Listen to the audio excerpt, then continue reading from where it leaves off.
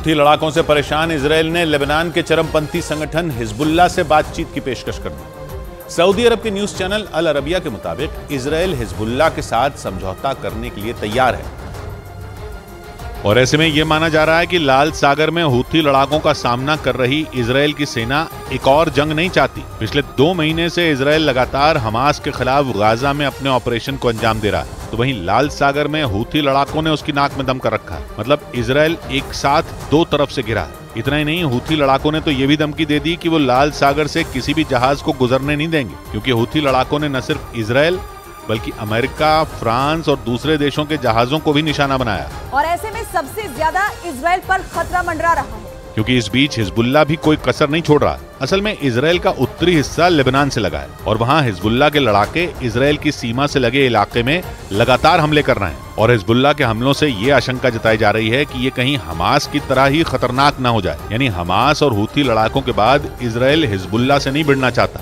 और इसलिए Israel Hezbollah के साथ समझौता करना चाहता है। लेकिन दावा है कि इजरायल ने समझौता करने के साथ कुछ शर्तें भी हिजबुल्लाह के सामने रख दी।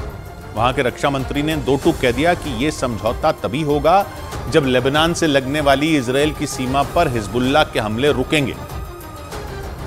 जबकि इजरायल पर हमास के हमले के बाद से ही हिजबुल्लाह के लड़ाके उसके उत्तरी इलाकों में रुक रुक कर हमले कर रहे हैं। इसलिए इजरायल हिजबुल्लाह के साथ समझौता करते हुए कोई गलती नहीं करना चाहता, ताकि समझौते के साथ ही ये तय हो सके कि लेबनान से लगने वाली इजरायल की सीमा पूरी तरह सुरक्षित रहेगी।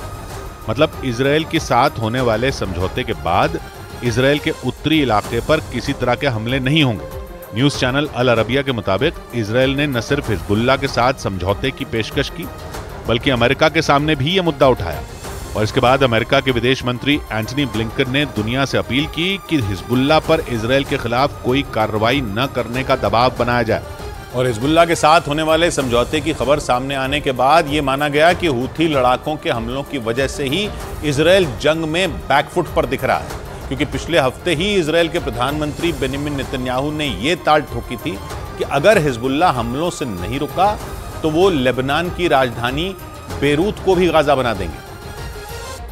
जिसका मतलब साफ था कि इजरायल की सेना ने जिस तरह हमास को तबाह करने के लिए गाजा में खतरनाक मिसाइलें दागी, ठीक वैसे ही इजरायल की फौज बेरूत को भी बर्बाद कर देगी। लेबनान इजरायल के उत्तरी सीमा की तरफ पड़ता और इजरायल की सीमा से उसकी राजधानी करीब 500 किलोमीटर दूर है, यानी वो इजरायल की लंबी दूरी की मिसाइलों की जद में। क्योंकि इजरायल के पास क्रूज मिसाइलों के साथ बैलिस्टिक मिसाइलें भी बड़ी संख्या में हैं। ऐसे में अगर बेंजामिन नेतन्याहू की धमकी को हल्के में लेकर हिजबुल्लाह ने जंग का तीसरा मोर्चा खोलने की कोशिश की तो उसका ये दाव भारी पड़ सकता है, क्योंकि बेरूत हिजबुल्लाह का गढ़ माना जाता है और वहां भीषण हमले करना मतलब हिजबुल्लाह को मिटाने जैसा हो सकता है। इसलिए इजरायल और हिजबुल्लाह के बीच होने वाले समझौते की खबर ने पूरी दुनिया को चौंका दिया।